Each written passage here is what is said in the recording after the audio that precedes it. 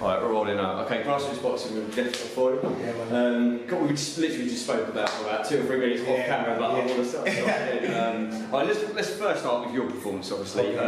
Just about, obviously, you're originally going to have a southern area defence. Just tell us briefly what happened there. I was fighting a guy called Lucas, I think is it Ballingal or Ballingal? And then he got the opportunity to fight Archie Sharp for the WBO super featherweight title, so he took that opportunity. Fair enough. So that's nothing I can really do about it. So we got Jordan Ellison for a 6th rounder. Which is good, really. It's because like keep busy.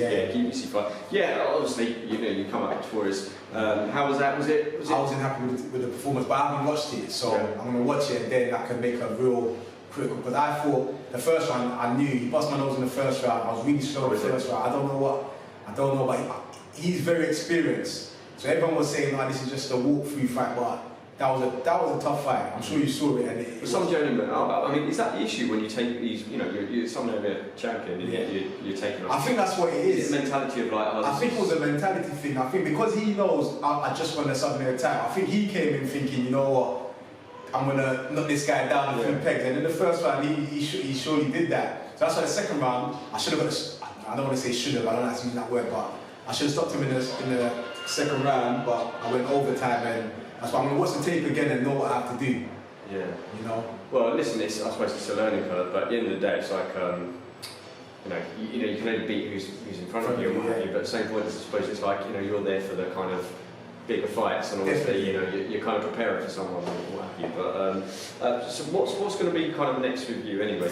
Hopefully I can defend my southern area title next, but if not, we're probably moving on a different route because I want to go for more titles and I want to move up in the ranks. I want to get to like number 10, so I'm ready for the fights, So do you think it'd be like an international title maybe next, or down the run to get you that kind of ranking?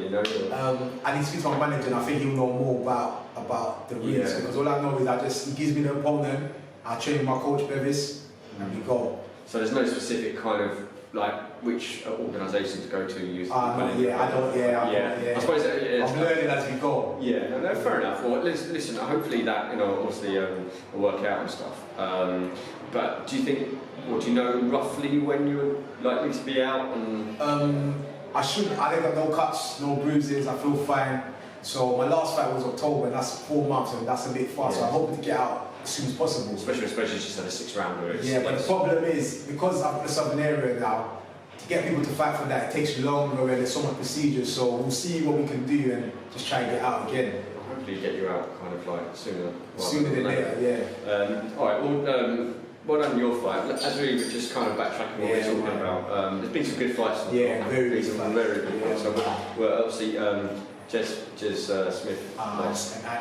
He's okay though. He's alright. Yeah, I know he's not been too well, but it sounds like he's not as bad. Okay.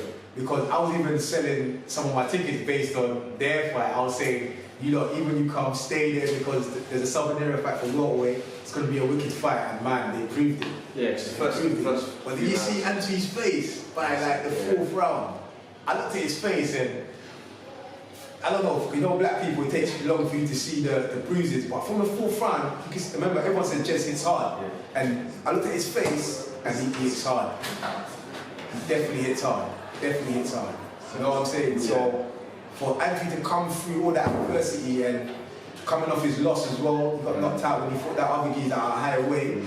He showed that was a lot of heart he showed in that fight. But fair play to Jez because he kept going. Because in I'd say the first few rounds, it looked like he was literally trying to get him out there first, and then he maybe run out of steam a little bit. Yeah, but he tagged him well.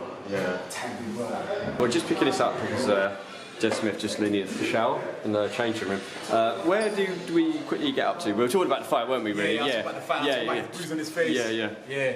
And we just saw Jez Smith come in the changing room and he talked about it and he's gutted, he said he threw it away, but I think it was a great fight, to be honest, and I think if there was a rematch, I don't think anytime soon, I think they should give them a bit and then rematch. It would be a great rematch, wouldn't it? That would be a great TV fight. If you saw the crowd, then I was selling my tickets. TV fight. I was selling my tickets based on their fight. Yeah, man. So I knew it was going to be a good fight, and the guys, they proved it, man. They done their business. All right, just quickly, obviously, shout out to Ryan Charles. Oh yeah. Just tell me how you guys kind of know. I know Ryan Charles from amateur because we both used to box for Islington Boxing Club. Oh, okay. Yes, that's how I know Ryan. I've known Ryan Charles for a long time now, so we're talking 3 or 4 years now.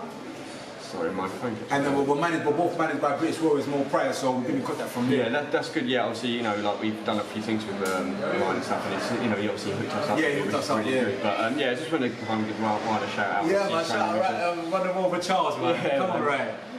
Before we go, do you want to shout out your social media and any sponsors and what have you? My social media is KingTeam3. My Twitter account is JF3OFORI. And shout out British Warriors, more pride, my manager, Bevis Allen, my coach, and everyone who's been supporting me. I thank you very much.